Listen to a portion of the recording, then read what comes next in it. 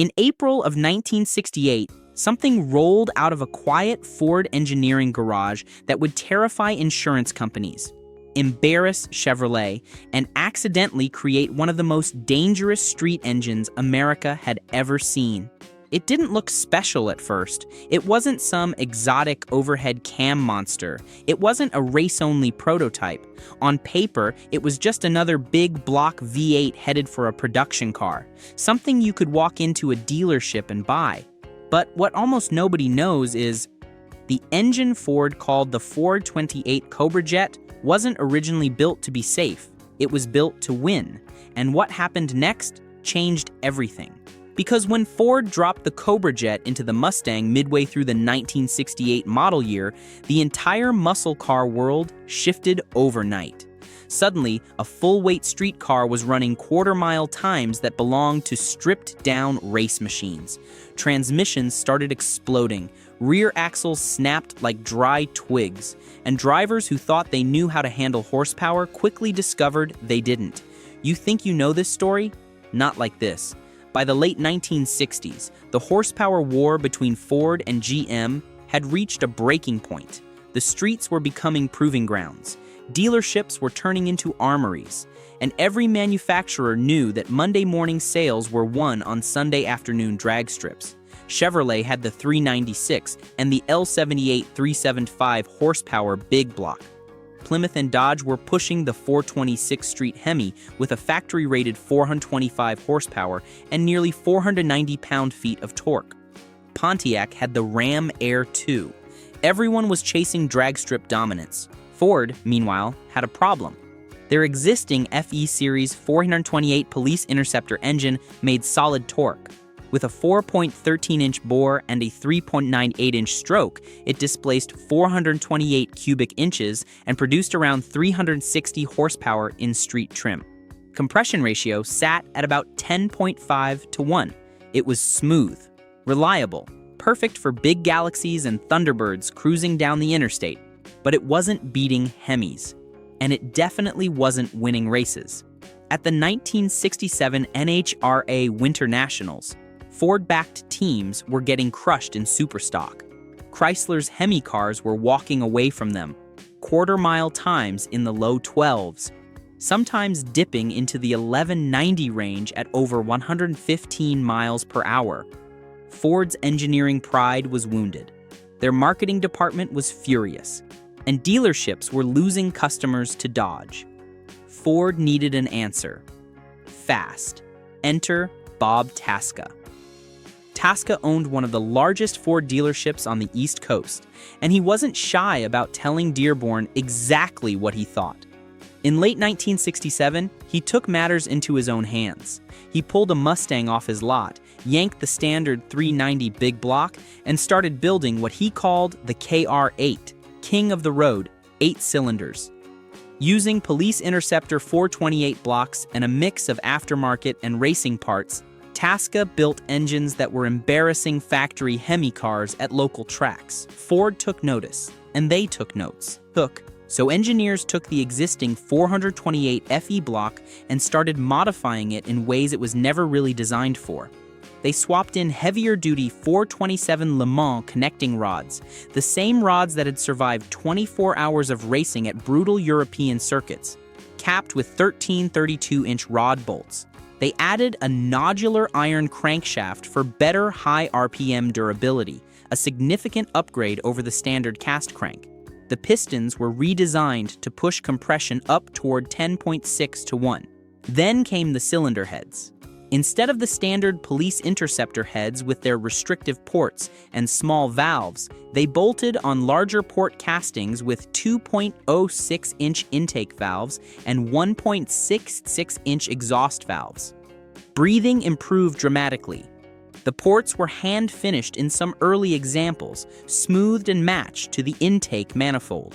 A Holley 735 CFM 4-barrel carburetor sat on top of a low-rise aluminum intake manifold, feeding an engine that suddenly had far more airflow than its bottom end was comfortable with. The camshaft was reground with more aggressive timing. Lift increased.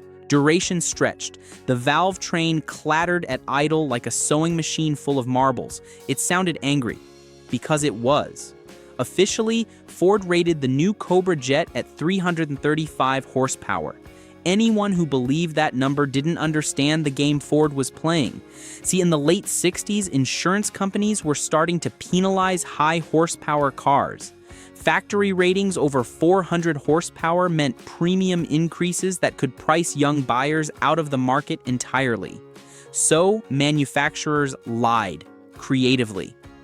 Ford's 335 horsepower rating was what engineers called a gross figure, measured with no accessories, open headers, and optimistic conditions. But insiders knew the truth. In race trim, with open headers and careful tuning, these engines were easily producing over 410 horsepower and more than 440 pound-feet of torque at just 3,400 RPM. That kind of torque didn't just win races. It broke parts. And then the real nightmare started. At the 1968 NHRA Spring Nationals in Pomona, California, a specially prepared Mustang equipped with the new Cobra Jet package was entered under the supervision of Bob Tasca himself. The car weighed 3,400 pounds, full street weight with bumpers, glass, and interior intact. It ran a blistering 11.49-second quarter mile at nearly 118 miles per hour. On factory equipment, with street tires. Dealers were stunned. Customers were thrilled. Chevrolet was humiliated, but Ford's warranty department was terrified, because when those same engines reached the street, problems began showing up almost immediately. Oil pressure would drop under sustained high RPM pulls. Bearings showed scoring after just a few thousand miles of aggressive driving. Some mechanics reported finding metal flakes in the oil pan during routine changes, glittering evidence of internal carnage. One Ford service bulletin, quietly distributed to dealerships in late 1968, described connecting rod bearings that appeared heat-damaged after limited full-throttle operation. Translation? The crankshaft was starving for oil. At high RPM, especially above 6,000, the Cobra Jet's top oiler design fed oil to the camshaft first and the crankshaft second. That meant the part of the engine under the most load, spinning at thousands of revolutions per minute while handling hundreds of foot-pounds of combustion force, was getting lubrication last. And sometimes, not enough at all. Bearings overheated.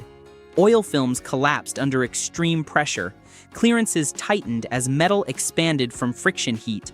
And in the worst cases, the crank would seize momentarily before freeing itself again, leaving microscopic scoring that eventually turned into catastrophic failure. One drag racer later said, "You'd feel the power drop off mid-pass, like someone lifted off the throttle for half a second. Then it'd come back. At first, I thought it was fuel starvation. Changed the pump, changed the lines, checked the carb. It wasn't the fuel. That wasn't throttle. That was the crankshaft fighting for its life." Ford service technicians started seeing a pattern. Cobra Jet cars would come in with complaints of power loss or hesitation under load. When they tore the engines down, they'd find bearing surfaces that looked like someone had taken sandpaper to them, copper showing through, journal surfaces scarred. The oil was there, but it wasn't getting there fast enough. Ford's engineers knew they had a problem, but they also had a solution in development. By mid-1969, they introduced what they called the 428 Cobra Jet Super Cobra Jet package, though some called it the Ram Air version due to its functional hood scoop. It added an external oil cooler with its own dedicated lines, a band-aid over a design flaw. It included a more aggressive camshaft with even longer duration and higher lift, heavier valve springs to prevent float at high RPM, and critically, a stronger 9-inch rear axle with 31 spline axle shafts instead of the standard 28 spline units. Some versions even included engine oil restrictors, small orifices installed in oil galleries to redirect flow more effectively toward the bottom end, starving less critical components slightly to feed the crankshaft. It helped, but it didn't fix everything. Because the real issue wasn't just oiling, it was torque shock. Most people don't realize how violent 440 pound-feet of torque can be when it hits a driveline instantly. The Cobra Jet made peak torque at such a low RPM, around 3,400, that even a modest throttle stab from a stoplight could overwhelm factory drive shafts. U-joints twisted. The factory C6 automatic transmissions overheated, their clutch packs glazing and slipping after repeated full-throttle launches. Clutch packs in manual cars burned out in under 10,000 miles if the driver had a heavy right foot. Drive shafts developed harmonic vibrations, some twisted like corkscrews. One service manager in Detroit reported seeing 3 drive shafts fail in a single week, all from Cobra Jet cars, all with under 5,000 miles. The weak point wasn't always obvious. Sometimes it was the transmission mount, sometimes the bell housing. Once, it was the entire K-member that cracked. Insurance companies took notice. By 1969, premiums for high-performance Mustangs equipped with Cobra Jets were climbing past $1,200 per year in some states, more for drivers under 25. Adjusted for inflation, that's over $10,000 today, and buyers were still lining up. At the 1969 NHRA U.S. Nationals in Indianapolis, Cobra Jet-powered Mustangs dominated their class. One Super Stock entry, piloted by drag racing legend Al Joniak, ran consistent 11.70s all weekend, finishing with a trap speed of 119 miles per hour on street tires, with a full interior and a warranty card in the glove box. But there was a cost. Warranty claims skyrocketed. Rear axle failures became common enough that Ford began quietly reinforcing differential housings on later builds, adding webbing and thicker casting sections. Some early production engines suffered from cylinder wall distortion under repeated high-load conditions, especially when overboard more than 0.030 inches. The FE block, for all its strength, had its limits. Push it too far, and the block would crack, usually between cylinders, sometimes through the deck. Coolant would mix with oil, turning the crankcase into a milky soup. By the time the driver noticed the temperature gauge climbing, it was often too late. Heads would warp, gaskets would blow, and the engine that had been making 400 horsepower was suddenly making expensive grinding noises. Dealerships started getting nervous about selling Cobra Jet cars to young buyers. Some required larger down payments. Others insisted on co-signers. A few flat out refused to sell them to anyone under 21. By 1970, the party was ending. Emissions regulations were tightening. The Clean Air Act loomed on the horizon like a dark cloud over Detroit. Compression ratios across the industry began dropping. Lead was being phased out of gasoline. Octane ratings fell, and suddenly, engines designed to run on 100-plus octane fuel were pinging and knocking on 91. Ford detuned later Cobra Jet variants, lowering effective compression to 10.0.1 and retarding ignition timing to meet new standards. Smog pumps appeared, exhaust gas recirculation systems, catalytic converters, horsepower fell, reliability improved, but the magic was gone. The 1970 models still carried the Cobra Jet name, but they were shadows of the original. Softer cams, lower compression, restrictive exhaust systems that choked the engine's ability to breathe. Quarter-mile times slipped into the mid-13s, then the high 13s, still fast, but not terrifying. Production of the original high-compression 428 Cobra Jet ended shortly after the 1970 model year. Tooling was repurposed. FE series blocks were phased out in favor of newer designs like the 429 and 460, engines designed from the start to meet emissions requirements while still making respectable power. And just like that, the monster disappeared, but its legend didn't. Today, surviving Cobra Jet Mustangs from 1968 and 1969 command six-figure prices at auction. Period-correct engines, especially those with Super Cobra Jet internals and original date-coded blocks, are prized by collectors for their brutal, unfiltered power delivery. Restoration shops specializing in these cars know the quirks. They install modern oil pumps with higher flow rates. They add baffled oil pans. They reinforce blocks with modern metallurgy. Some even retrofit roller bearings to reduce friction and heat. Because the truth is, the 428 Cobra Jet didn't just win races. It exposed the limits of what a street engine could safely do. A 4.13-inch bore, a 3.98-inch stroke, over 440 pound-feet of torque at barely above idle, and an oiling system that struggled to keep up with its own success. It was fast, it was flawed, and it changed the muscle car era forever. The Cobra Jet proved that you could build an engine so powerful, so violent, that it would destroy itself and everything connected to it. It showed that horsepower alone wasn't enough. You needed engineering to support it. Metallurgy, oiling, durability. Ford learned that lesson the hard way.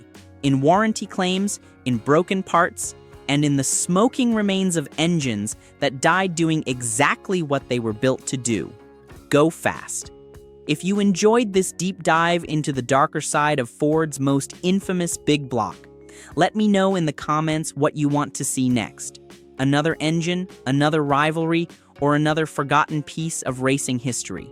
And make sure to subscribe so you don't miss the next story, because there are more secrets buried in Detroit's past, and some of them are even more dangerous than this one.